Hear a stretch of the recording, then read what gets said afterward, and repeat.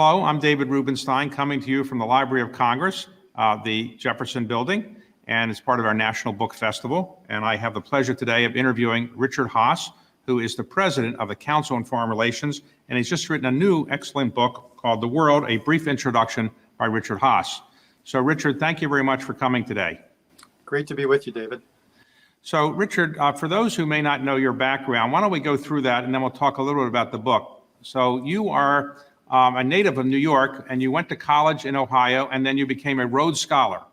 So what did you do to become a Rhodes Scholar? And for those who aren't aware of that, there are only 32 people picked every year in the United States to be Rhodes Scholars. You're theoretically one of the top 32 students that year. So what did you do to be one of the top 32 students the year you graduated from Oberlin? My children would claim, David, it was an administrative error. I did nothing but get confused with someone who ought to have gotten the Rhodes Scholarship. I could also answer it that I was one of 32 people who simply peaked young and peaked at the right time. My own guess is that I was at Oberlin. I had a rather unconventional background. I just spent a year in the Middle East, traveling around, doing archaeology, studying languages and history. I wrote a column for the campus newspaper. I took all my courses credit, no entry. I was a religion and then a Middle Eastern studies major. I think I probably got it because I had no expectations of getting it. I was as relaxed as anyone could be in the interview, and I simply stood out from the others because I was not a 4.0 student. Okay, so you went to Oxford, you got a PhD at Oxford, you came back, and I think you then taught at Harvard for a while. Ultimately, I've had what you might call a classic in and outer career. I worked on the Hill, the Pentagon, the State Department, the White House, and so forth. And then in between, I've been either teaching at universities or at think tanks. It's the kind of career you really can only have in the United States. Every other country pretty much forces you to choose a path. And one of the many great things about this country is you never really have to decide what you want to do when you grow up. So you had two very important positions in the government that I'm aware of. One is during the Bush 41 administration, you were in charge of the Middle East, among other things, of the National Security Council staff. And then later in the Bush 43 administration, under Colin Powell as Secretary of State, you were an undersecretary of state then, and an ambassador as well. Is that right? I was in charge of the policy planning staff at state. Plus, I had this separate hat where I was a roving ambassador and did such things as I was the U.S. envoy to the Northern Ireland peace process. After 9/11, I was put in charge of putting together the future of Afghanistan. Well, that's a lot to do. And after all of that was done, you then became the president of the Council on Foreign Relations, an organization that I'm obviously familiar with as well. But can you tell us what you do at the Council on Foreign Relations? What is the Council on Foreign Relations for people who are not members? Council's about 100 years old. We're going to actually celebrate our 100th in 2021. We're a hybrid organization. We're a national membership organization. We have about 5,000 members. We're a research organization. We've got, 75, 80 full and part-time scholars, essentially a think tank. We're a publisher. We publish Foreign Affairs Magazine, the leading journal in the field. We also have several websites, including CFR.org. And we're really an organization that I would say there's two other things that are important. One is we try to cultivate talent, essentially grow the next generation of foreign policy experts in the United States. All sorts of ways we try to encourage and nurture that. And then we're increasingly an educator. We're putting out an entire curriculum, World 101, but we do all sorts of educational activities, not just for members, but for people who need to be in the foreign policy debate, religious and congregational leaders, mayors and governors, journalists scattered around the country. The whole idea is to broaden participation in the debate, and we're trying to be a resource for as many Americans and others around the world as we can be. Okay, so historically, the Council on Foreign Relations was seen as the bastion in New York of the foreign policy white, WASP establishment. Is it still that? I don't think there really is a foreign policy establishment anymore. With Vietnam, the establishment split. The country's changed demographically in every way, geographically. The center of gravity has changed, and I think the council has evolved with that. We're probably now at least a third women. We have a significant minority representation. Obviously, we're trying to grow that, again, to reflect what America has become. So, and again, there's a wide representation of views. We don't take institutional positions. We don't take government money. We're fully independent. We're fully nonpartisan. So I think pretty much anything you would find in America, you would find at the Council on Foreign Relations. Okay, so this is your 15th book, if I got it right. Is that right? 15th book. Yes, So normally when people with your kind of background write books, they say, is what the policy should be here, or here's how great I was in this area, and here's what I did. If only the president had listened to me, the country would be better off. Those kind of books. And I've written those. You've written those too. But this one is unusual because it says, a world, a brief introduction. Well, why do we need an introduction to the world? What were you trying to accomplish with this book? Well, you've got it exactly right. This is very different for me. And rather than writing what I would call another insider book, which is an argument, which those are important books. I don't want to put it down. I've done it. Others do it. I decided to write something that the British would call a primer, Americans would call a primer, but a foundational book. Here's why the world matters. Here's how the world operates. Here's the basic history you need to know. Here's an introduction to the world's regions. Here's how to understand the basic global challenges of our time. Here's how the world works. And the reason I'm doing it is the world is so important, but the gap between that objective importance and what most people in this country and elsewhere know about the world, that gap is enormous. And you could graduate from virtually any university in this country, including the elite universities. And if you navigate your course requirements the way you want, you can be effectively illiterate about the world when you leave the campus. You can watch the nightly news programs on the networks. Again, you're not going to be any wiser about the world. So I'm struck again by how important the world is. The votes Americans are going to cast this November, we're going to choose an individual who's going to have more power and more influence over the world than anyone else. Yet very few Americans will be thinking about foreign policy or international relations when they vote. And very few Americans are going to have the background to make informed judgments about the policy positions of either Donald Trump or Joe Biden. Now, the council has spent a fair amount of time recently trying to educate students about foreign policy and national security matters. Is that because you think students aren't really getting the training that they should get or education they should be getting in this area? The short answer is exactly. Most high schools can offer it. They simply don't have the resources. The teachers don't have the experience. This area has gotten crowded out by STEM and basic skills. And then on college campuses, virtually every 2 and 4 year college or university offers courses in the world, but virtually none requires it. The whole idea of a core curriculum is increasingly a relic. So again, what I wanted to do was provide something that didn't assume background. It's not written necessarily for people who decide to major or focus in this area. But the young man who in some ways kindled my interest in this book was a computer sciences major.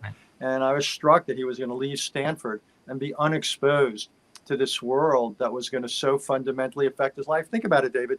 Anyone in college now, he or she is going to essentially live a life that will track or parallel the 21st century. You've got to know it. And think of where we are. We're living with COVID-19. We went through 9/11. Climate change is a daily reality, a phenomenon. So the world matters. Globalization's a reality. It's not a choice, but how we respond to it, that's the choice. But my interest, again, is to make sure that the nature of that response, if it's a choice, becomes an informed choice. So your last book was a book that was made into an HBO documentary. That book was about the complications of the world. This book, is that going to be made into a documentary as well? We're discussing it, so I think there's a good chance it will be. Again, the last book, A World in Disarray, had an argument that the world was beginning to unravel. I never thought I'd be considered an optimist because things have gotten even worse than I anticipated 3.5, 4 years ago.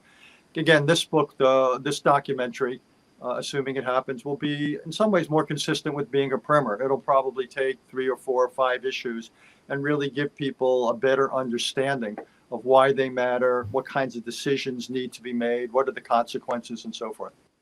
So let's take, since World War II, foreign policy decisions made by the United States. What would you say are the 2 or 3 best foreign policy decisions made by the United States government in the last 50 or 60 years or so, and maybe the 2 or 3 worst? I think the best decisions, many of them were made right after World War II. It's interesting. Dean Acheson, Truman's second Secretary of State, immodestly titled his memoir "Present at the Creation," but actually turned out to be pretty fair. You had the Marshall Plan, you had NATO and the alliance system, you had the standing up of all the institutions, the multilateral institutions around the world. You had the doctrine of containment that was really a compass for 4 decades of Cold War. So I think so many of the policies that were developed and then followed after, beginning in the Truman administration, and were largely embraced by all of Truman's successors. I think any one of those could be on the list of really good policies. I'd also, though, point out, I think some of the things done by my former boss, President Bush 41, I thought the way he handled the deft handling of the end of the Cold War, a peaceful end with a unified Germany and NATO, was a rather extraordinary accomplishment. I also thought the way he marshaled the world to resist the Iraqi invasion and conquest of Kuwait was a textbook case of how multilateralism can succeed in a modern world. You asked me the worst policies. What they all have in common is they were wars of choice. They weren't wars that we had to fight, but they were wars that we chose to. Vietnam would clearly be on the list. The 2003 Iraq War would be on the list. And Korea would be on the list, not in the sense of the initial resistance in June 50 to the Korean invasion of the South, but rather the fateful decision by Truman and MacArthur, and it probably was the worst decision of Truman's presidency, to go north of the 38th parallel and try to reunify the entire peninsula by force, something that not only failed, but brought in hundreds of thousands of Chinese troops, and tens of thousands of Americans died in the process. So if you look back on the people who've been Secretary of State or Secretary of Defense or National Security Advisor or otherwise involved in national security policy making over the last 50 or 60 years, who would you say have been the real leaders, the stars, the people you admire the most? The few I would mention, I've already mentioned Acheson and Marshall, the initial post-war ones. I think they were real giants. I think Henry Kissinger was the great scholar practitioner of the modern era.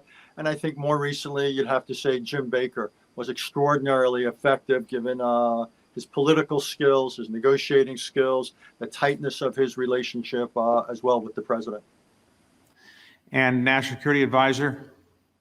Well, I've got the consensus pick, Brent Scowcroft. I was lucky enough to work with Brent for 4 years. That's a critical job where it's you've got to balance two very different roles. You've got to be a dispenser of due process, an honest broker, someone to make sure the president's well served, all positions are brought to him. There's disciplined decision making, disciplined implementation. That's one hat. And then secondly, you've got to be a counselor or an advisor to the president. And often that second hat gets in the way of the first. So some people have been good at one or the other part of the job. Brent, I think, was better than anyone at both dimensions of the job.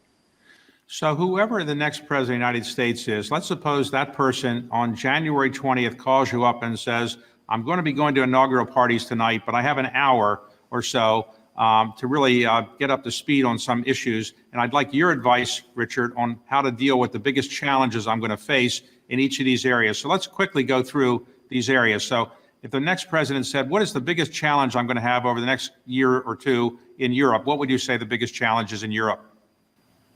Well, the biggest challenge is to repair America's alliances, its relationships with its NATO partners, because if we do that, David, that gives us a basis for dealing with European security issues like Russia and also with global issues. So I would say the big priority in Europe is to repair the NATO alliance, to rebuild trust, to reestablish consultations between the United States and its most important allies.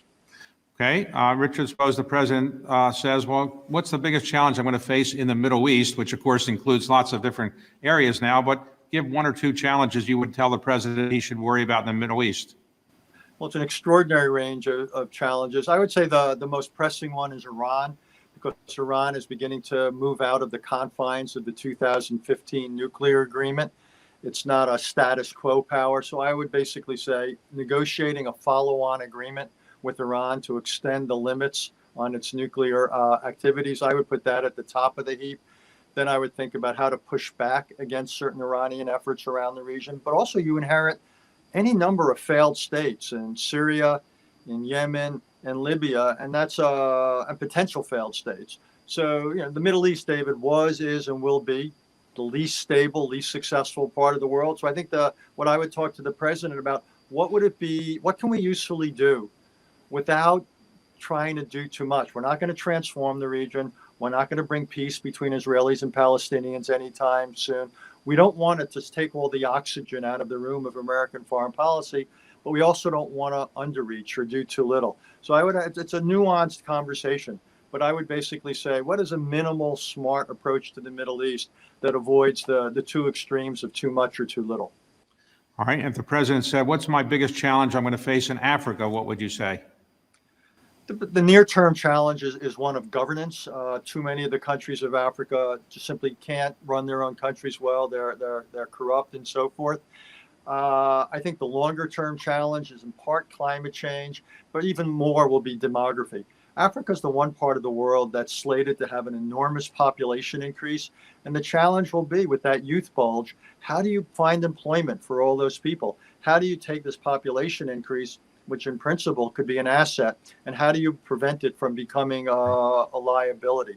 And that's a long-term program to think about good governance and education, health, to essentially provide a pathway for Africa to employ the literally more than 1 billion additional people we're going to see over the next couple of decades. Okay. The biggest challenge in Asia, minus China, we'll talk about China separately, but if you include India, Southeast Asia, and Northern Asia, what would you say are the biggest challenge the president has to face? Apart from China, two things jump out at me. One is North Korea. The new president's going to inherit a North Korea that has a growing nuclear and missile arsenal. What do you do about that? The other is the India-Pakistan relationship. It's, on one hand, how do you build a better relationship with India, which will soon overtake China as the world's most populous country? But also, how do you try to reduce the odds that India and Pakistan go to war? Because when I look around the world, if there were a place where nuclear weapons might be used, I'm afraid I would probably put that at the top of the list, and obviously that needs to be prevented. And China? Look, that's the real structural challenge of our time.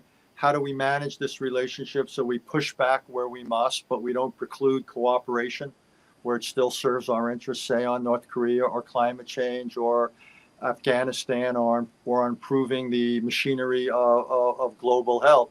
So I would make that probably one of the three great priorities of American foreign policy. Have a real strategic conversation with China to try to establish some rules of the road that both of us could live with. I would put that right up there also with working more closely with our allies, which, by the way, would help us, I think, vis-a-vis China, and trying to narrow the gap between global challenges and international responses. And in this hemisphere, what about what you call in your book the Americas? Let's deal with South America. What would you say the biggest challenge the next president is going to face in South America, including Mexico, let's say? I'd say in the short run, David, the biggest problem will probably be related to COVID-19. South America is stunningly unsuccessful dealing it. But once we get past that point, then almost like Africa, the real challenge is governance. I'm not worried that Chile, Argentina, and Brazil are going to go to war. It's not geopolitics, it's politics. How do we deal with corruption? How do we deal with governments that can't provide security to their own people, where you have gangs and drug cartels and so forth? So I think it's a hard challenge for foreign policy. In a funny sort of way, we're better at dealing with the classic challenges of war between states. We have a much tougher problem at trying to promote stability within countries. But that really is the challenge of Mexico, challenge of Brazil, challenge of other countries in the region. So except for the time when Henry Kissinger was both National Security Advisor and Secretary of State simultaneously, there's always been some dispute between the National Security Council and the State Department. If the president said, how can I resolve that without giving one person both jobs, what would you say is a way we can make our foreign policy decision-making process somewhat smoother than it has been? Well, again, it worked best under Bush 41. And in some ways, the president made it clear he wouldn't stand for it. presidents get the foreign policy mechanisms and machinery they deserve. Not often, not always the one they need. So I would essentially make it clear that the National Security Council was the venue for decision making, no end runs, no personal fiefdoms, and so forth. And I would basically get the Secretary of State and the National Security Advisor and the Secretary of Defense and a few others possibly, Secretary of the Treasury, the intelligence chiefs, and get them in the room and say, here's how it's going to be. Everyone's going to have his day in court, but I don't want to have leaks. I don't want to have backfighting. If I sense that you're putting your personal or your agency's interests ahead of mine, ahead of the administration's, you're going to be history. So I think a zero tolerance for the bureaucratic game would be a really important thing to establish from the get-go. Now, if somebody's watching and they say, well, okay, this is a man who knows foreign policy inside out, but why should I, an average citizen in the United States, care about foreign policy? It's overseas. I'm worried about my job, my family. Why should the average American really care about foreign policy? That's a great question, because a lot of Americans would echo what you said, but you mentioned two things: their job and their family. Well, look what we've learned. The world can be a tremendous threat to your health or your physical security. We're seeing it with COVID-19. It began in China. It didn't stay there. And by the way, this is not going to be the last infectious pandemic of our lifetimes. We saw it with 9/11. We're seeing it with climate change. So what happens out there doesn't stay there. The world isn't Las Vegas. Nothing stays there. So one thing is, the world, like it or not, is going to matter, and it can pose real threats. So think about jobs. More than 10 million Americans depend on export-related jobs. So again, the world's an important source of our economic strength. So I think that doesn't even get into issues of war and peace, or cyber-related issues and so forth. But I think in very real ways, you can make it clear that the national security of the United States, the strength of our democracy, the strength of our economy, our physical security here at home, is directly affected by what happens in the world. But I think it's something that presidents and secretaries of state have to spend time explaining. I do think we need more in the way of fireside chats from a president to build American understanding about the world. I think, therefore, you'd probably have more support for foreign policy. And I always tell secretaries of state, when they ask me, I say, yes, you spend most of your time dealing with the rest of the world, but spend at least a day a month giving a speech at this or that campus or this or that Rotary Club to explain to Americans why the world matters to us and why what we do in the world or don't do in the world has a tremendous impact on others and then ultimately ourselves. I think it's important because it comes back in some ways to where we began the conversation. Most Americans don't study this. If they did study it, they forgot it. So I don't think any president or secretary of state can take for granted that people understand the connection of the United States to the world in either direction, or why the world matters to us or why we matter to the world. So if you can't take it for granted, you've got to be out there as something of an educator. So as I mentioned earlier, you've written 15 books, you've served in the government, you're the head of the Council on Foreign Relations. I think you've been the president for 18 years or something like that. Very impressive. But you're also on a morning cable show called Morning Joe. Have you found that more people find out what you think because of that show than because of all the books you've written? And are you more recognized on the streets of New York because of that show than all your books? There's more than a little truth to what you say. It's a mixed blessing. You go through an entire career. Well, you have a similar thing yourself now. You had an entire career in government, then subsequently in business, and there's probably people who stop you now and recognize your face or your name, not because of any of that, but because of the interviews you do on television. So I think I either benefit or suffer from a little bit of that myself. Richard, our theme this year at the National Book Festival is American Ingenuity. So as you look at American foreign policy, how would you describe that as being part of American ingenuity over the years? The way I'd answer that, David, is there's almost nothing about history that's inevitable. Ultimately, history is the result of the clash or intersection of ideas and people. And things have turned out well in American foreign policy when people have come up with big ideas. We talked before about the creativity of a lot of the people around President Truman, who essentially set the foundation stones for an order in the world that has lasted for the best part of three-quarters of a century. Now we need something just as creative. We're 3 decades after the Cold War, and quite honestly, we haven't been up to the test. We have squandered a lot of the inheritance we had. So this is a moment that calls for American ingenuity to design an order, to design a world that takes into account the fact that we not only have to deal with the traditional challenges of foreign policy, great power competition and the like, but also with an emergence of a set of global issues like disease, like climate change, like terrorism, like proliferation, like the misuse of cyberspace. And we simply don't have the machinery in place. We don't have the rules in place to deal with those. So this needs to be the second great creative moment of American foreign policy. And if there ever was a moment for ingenuity, this is it. So a final question, Richard, to be very serious about it. If somebody's watching, they say, all right, I want to be like Richard Haass. I want to be a foreign policy specialist. This is what I really want to do.